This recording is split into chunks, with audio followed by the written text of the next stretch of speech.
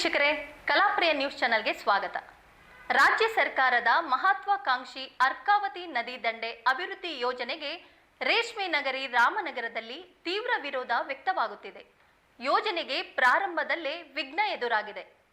ಹೌದು, ರಾಜ್ಯ ಕಾಂಗ್ರೆಸ್ ಸರ್ಕಾರದ ಮಹತ್ವಾಕಾಂಕ್ಷಿ ಯೋಜನೆಯಾದ ಅರ್ಕಾವತಿ ನದಿಯ 2 ದಂಡೆಗಳ ಅಭಿವೃದ್ಧಿ ಯೋಜನೆಗೆ ಬೆಂಗಳೂರು ದಕ್ಷಿಣ ಜಿಲ್ಲೆಯ ರಾಮನಗರದಲ್ಲಿ ಪ್ರಾರಂಭದಲ್ಲೇ ತೀವ್ರ ವಿರೋಧ ವ್ಯಕ್ತವಾಗಿದೆ. ಅಂದಹಾಗೆ ಸುಮಾರು 157 ಕೋಟಿ ರು ವೆಚ್ಚದಲ್ಲಿ ರಾಮನಗರ ಹೃದಯ ಭಾಗದಲ್ಲಿ ಹರಿಯುವ ಅರ್ಕಾವತಿ ನದಿಯ 2 ದಂಡೆಗಳ ಸುಮಾರು 3.9 ಕಿಲೋಮೀಟರ್ ವ್ಯಾಪ್ತಿಯನ್ನ ಅಭಿವೃದ್ಧಿಪಡಿಸಿ 2 ಬದಿಯಲ್ಲೂ ವಾಕಿಂಗ್ ಪಾತ್ ಹಾಗೂ ಪಾರ್ಕ್ ನಿರ್ಮಾಣಕ್ಕೆ ಯೋಜನೆಗೆ ಸಿದ್ಧಗೊಂಡಿದೆ. ಇದರ ಜೊತೆಗೆ ಯೋಜನೆಗಾಗಿ ಸುಮಾರು 28 ಎಕರೆ ಭೂ ಸ್ವಾಧೀನ ಮಾಡಲು ಬೆಂಗಳೂರು ದಕ್ಷಿಣ ಜಿಲ್ಲಾಡಳಿತ ಪ್ರಾಥಮಿಕ ಅಧಿಸೂಚನೆ ಹೊರಡಿಸಿದೆ. ಪ್ರಾಥಮಿಕ ಅಧಿಸೂಚನೆ ಇದೀಗ ತೀವ್ರ ವಿರೋಧಕ್ಕೆ ಕಾರಣವಾಗಿದೆ.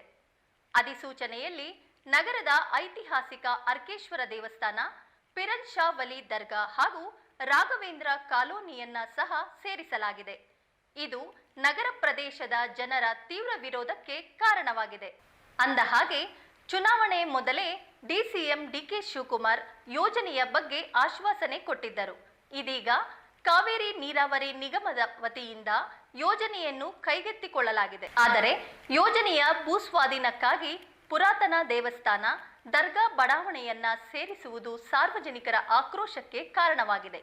ಈ ನಿಟ್ಟಿನಲ್ಲಿ ರಾಮನಗರದಲ್ಲಿ ಪಕ್ಷಾತೀತವಾಗಿ ಹಾಗೂ ವಿವಿಧ ಸಂಘ ಸಂಸ್ಥೆಗಳ ಮುಖಂಡರು ಸಭೆ ನಡೆಸಿ ಯೋಜನೆಗೆ ತೀವ್ರ ವಿರೋಧ ವ್ಯಕ್ತಪಡಿಸಿದ್ರು. ಪ್ರಾಥಮಿಕ ಅಧಿಸೂಚನೆ ರದ್ದುಪಡಿಸದೇ ಇದ್ದರೆ ಉಗ್ರ ಹೋರಾಟದ ಎಚ್ಚರಿಕೆ ನೀಡಿದ್ದಾರೆ. ಇನ್ನು ಈ ಯೋಜನೆಗೆ ನಗರ ಪ್ರದೇಶ ಹೃದಯ ಭಾಗದಲ್ಲಿರೋ ಪಿರಾನ್ ಶಾ ವಲಿ ದರ್ಗಾ ಕೂಡ ಪ್ರಾಥಮಿಕ ಅಧಿಸೂಚನೆಗೆ ಒಳಪಟ್ಟಿದೆ. ಈ ಬಗ್ಗೆ ಶಾಸಕರ ಬಳಿ ಮನವಿ ಸಲ್ಲಿಸಲು ಮುಂದಾದರೂ ಸಹ ಶಾಸಕರು ಸ್ಪಂದಿಸುತ್ತಿಲ್ಲ ಎಂದು ಮುಸ್ಲಿಂ ಮುಖಂಡರು ಸಹ ಆಕ್ರೋಶ ಹೊರಹಾಕಿದ್ದಾರೆ. ಒಟ್ಟಾರೆ ಅರ್ಕಾವತಿ ನದಿ ದಂಡೆ ಅಭಿವೃದ್ಧಿ ವಿಚಾರ ರಾಮನಗರದಲ್ಲಿ ಸಾಕಷ್ಟು ಜಟಾಪಟಿ ಕಾರಣವಾಗಿದೆ. ಈ ನಿಟ್ಟಿನಲ್ಲಿ ಸರ್ಕಾರ ಯಾವ ಕ್ರಮ ವಹಿಸಲಿದೆ ಕಾದು ನೋಡಬೇಕಿದೆ.